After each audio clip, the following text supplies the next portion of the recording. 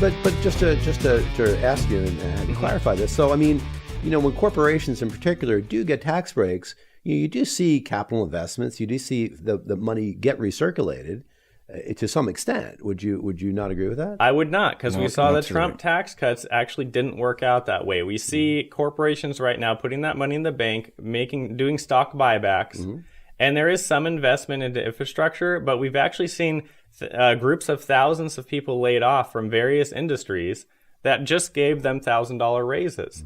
So it doesn't matter, or $1,000 bonuses. They're not even raises. So it doesn't matter how much of a bonus you give someone if you fire them the next day. Because now they have to find new work. And if they can't find new work, which is still hard to find a job in today's climate, even years, almost a decade out, it is a decade after the recession, technically.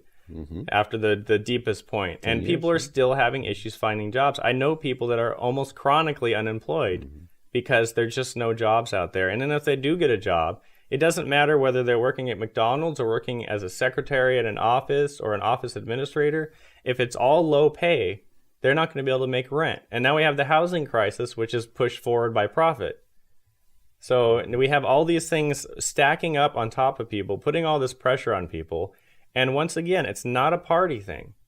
It's a money thing. It's a profit thing. And we need to fight back against that. We're going to get to the point where people are going to have to revolt against the system that we currently have in place. And it is better to have a peaceful political revolt than have people, go out and actually revolt against their bosses, which we've seen in some instances. People going to work and shooting up their workplace because they're upset at what's going on at their workplace. It's we wouldn't even think about this before, but there's so much pressure that we put on people now. We have taxes that people are concerned about. I'm not for raising taxes necessarily. I'm for broadening the base of who pays taxes, yes. But we also have to have people at the top paying more taxes. Because right now what we have is we have people at the top getting special tax cuts, shielding their money in offshore accounts, while the rest of us, the working class and the middle class, we actually pay taxes.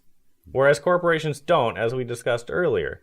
So they're getting tax breaks for what? To lay off workers, to give bonuses that don't really mean anything when you're fired the next day. Stock buybacks. Yeah. Well, huge stock CEO buybacks. bonuses and hedge fund CEO manager bonuses. So we got to buy the CEO a new jet. And it's all these different things where that money never makes it to the lower class. There's about 200 people right now that control about $41 trillion.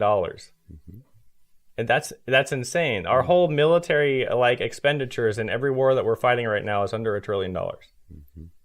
So all these people are investing in each other, and now we're seeing that come to fruition and what it's happening on the street. So when you drive down the street and you're driving down what's basically turned into cobblestone, it's not time to blame the government necessarily directly for not fixing the street or the workers for not fixing the street. It's time to blame the corporations for sucking all that money out through subsidies to where we don't have that money to fund the streets. So when we privatize everything, it drains the government's money, and then people point their finger at the government. Where is all that money going? Well, the answer is right in front of us. It's going to corporate subsidies. It's going to tax breaks. They're not paying their fair share. They haven't been for decades. We haven't received a wage raise in 50 years as workers or middle class. And that's a huge issue that we're seeing, and it's not fair to the working class. And that's, why this whole movement of democratic socialism has gone forward and why it's been so successful. Even in red states, we've seen people run as democratic socialists and win. So that's the issues we're facing. We need more democratic socialists. And I come out right up front saying I'm an unapologetic democratic socialist. That's one of the first lines on my bio on my website and social media. It's right up there that I'm democratic socialist. And I don't shy away from that. And what that does is that puts the ball in the other side's court. And even in the corporate Democrats' court. Now you have to explain to me why I'm wrong. And what I'm telling you is the system you've been running on both sides of the aisle is broken. And you're telling me you're going to either maintain the status quo, which is what the corporate Democrats do, or you're going to make it worse, is what the Republicans do. Why don't make it better? And that's what I'm asking.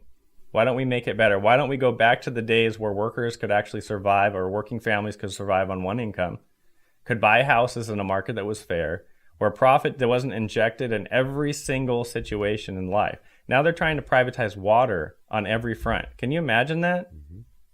When we get to a point in 10 years where all of our water is privatized and we have to pay high fees for water, you saw what happened with the electric industry and Enron and all that. The whole market crashed. We had a surplus of energy, and we weren't using it because we weren't paying for it in certain ways. They were controlling it in certain ways, and all to go back to that profit so they can line their bank account.